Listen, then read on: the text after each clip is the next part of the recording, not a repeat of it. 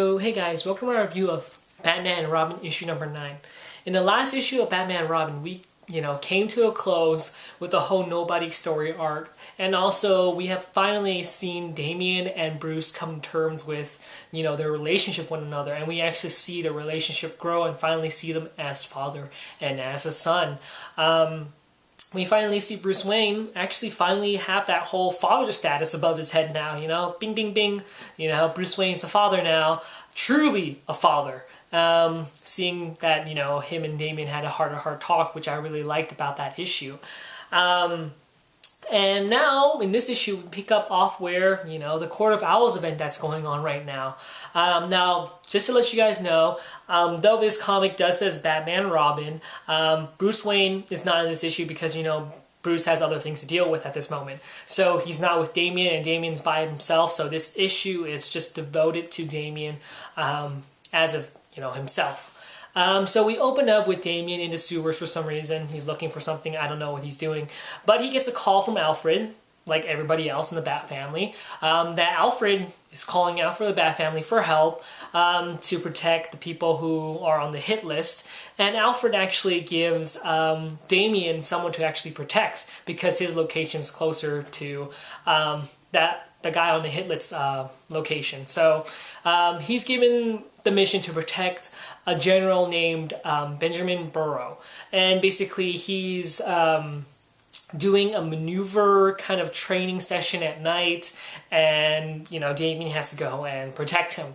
And that's what he does. He goes over to the training site, and when he actually gets there, everybody's all like, who's this guy? Why is he here? Why has he infiltrated our training session? We should, apprehend him. But of course, they can't do that. Knowing Damian, he actually sort of knocks them out. Not knocks them out, but sort of, takes away their weapons and whatnot. And, tells Benjamin Burrow that I'm here to protect you. You're on the hit list for the Talons that are out to kill you. So let's go. Let's hightail it out.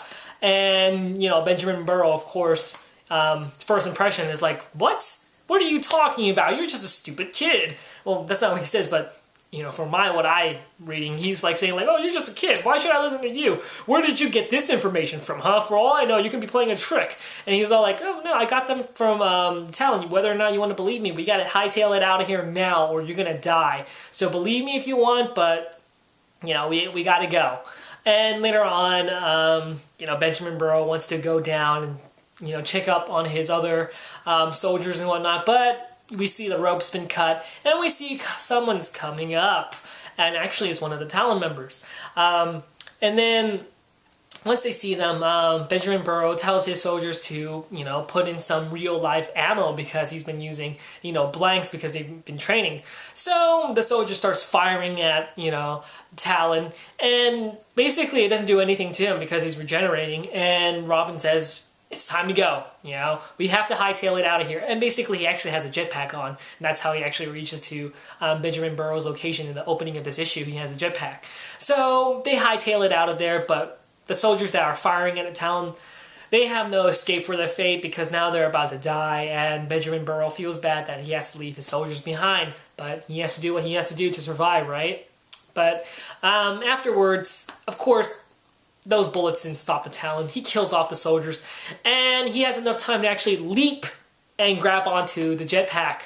And then Damian throws a batarang at his head. Of course, it doesn't kill him, but it technically sort of knocks him out, and he falls to the ground. Damian actually falls to the ground also because the Talon was gripping the jetpack and actually breaks, and he falls.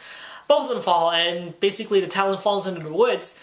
And then we actually see this really unnecessary scene, but I guess you can show that Talon has no remorse for anybody. He will kill anybody in his path, because we see a couple, at a campfire, and they're camping out in the woods, and then they hear some noise, and then we see the Talon right behind them. He grabs his katana and bing, cuts their head off and decapitates them.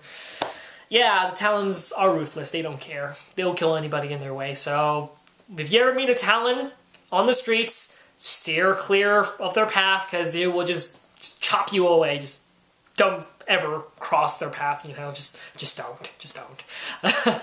But yeah, afterwards, we see a bunch of other soldiers that are in the training session. They actually bump into Damien and, you know, General Burrow.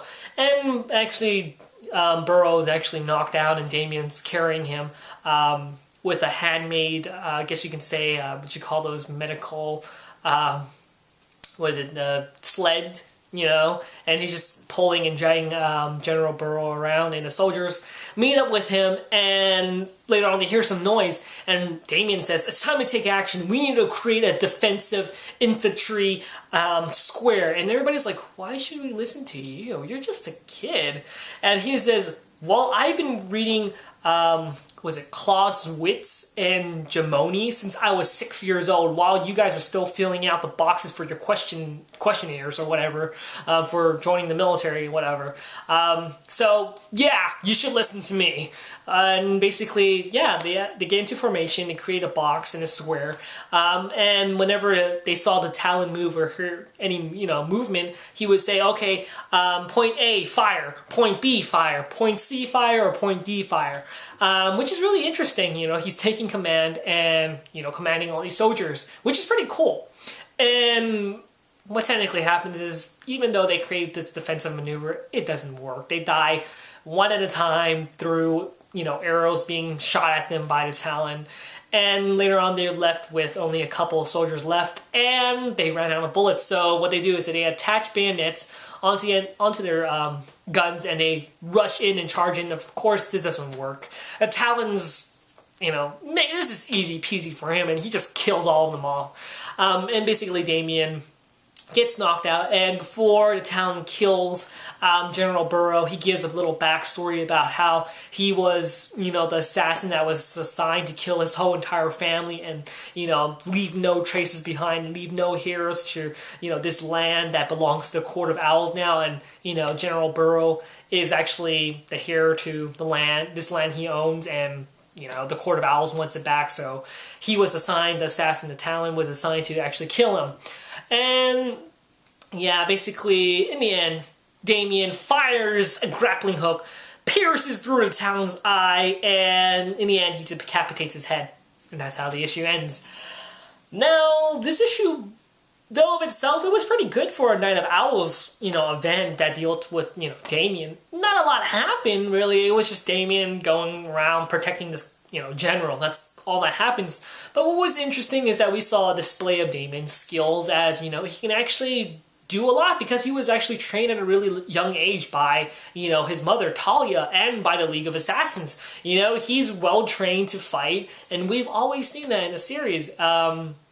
But to see him actually do, you know, this kind of, you know, commanding the soldiers to do these different maneuvers and whatnot was pretty interesting and pretty cool on its own, you know. To see something different that he's commanding, you know, these soldiers and seeing that, you know, potentially Damien, you know, sooner or later, if Batman does get off, if Bruce does die, and if Dick does, you know, get off too, then maybe Damien actually is sort of the rightful heir to the Bat-Cowl. We know that Damien still has a lot to work on, and I do love, you know, Dick Grayson as Batman. I still feel like after, you know, if Bruce does, you know, die one day, then, you know, if Dick Grayson's still alive, he should take the mantle. But when Damien is full, you know, right of age, he, you know, he could take up the, you know, mantle as Batman, because we've seen, you know, back in some couple of issues that we've seen in the future, that Damien does pick up the cowl and become a Batman, but a ruthless one at that. But still, you know, that was just the future. We don't know if that's really going to happen, that's foretold that Damien will be that kind of Batman. But so far, you know, Damien does show potential, and I still want to see him actually reach that point where, you know, Bruce could actually say, you know, Damien, you know, you're my son, and maybe you could be the rightful hero, you know, after a really long time of being Robin, and I don't know, maybe seeing him become his own character. You never know. He has a lot of potential. You know, a lot of Robins go off to being their own superheroes or own heroes of their own, you know, like Nightwing, even Jason Todd, Tim Drake. They become their own Robins, became their own, you know, heroes. Not a sidekick anymore, which is cool. I want to see that happen to Robin or Damian. But along that side, the comic was actually good. I actually liked it, enjoyed it. Though not a lot happened, I still enjoyed it of its own. Yeah, I would suggest you guys pick this issue up. It's not a bad read. It's fun. You don't have to really necessarily pick it up because, you know, it doesn't have to deal with anything with Batman and Robin storyline that's going on right now. It just has to deal with the Court of Owls event. And necessarily, you don't have to pick up all the tie-in books that are going on, like Catwoman, Birds of Prey, which I'm not picking up. And also, maybe I might pick up Red Hood and the Outlaws, but we'll see about that. But yeah, you don't really necessarily have to pick up this issue, but I would suggest you pick this issue up if you're reading the Court of Owls event. And I would say it's a good read for you. You know, if you just want a book to just chill and relax and just read, it's a good read. You know, you don't have, you know, a really main general storyline that's going on besides the Court of Owls event, which really everybody knows about already. Hopefully you guys know about it already. But yeah, it's a good read. It's a good, you know, issue. So hopefully you find this issue, or not issue, but this review enjoyable and helpful, and I hope you like this, and I'll see you guys later. So yeah, thanks for watching. So see you guys.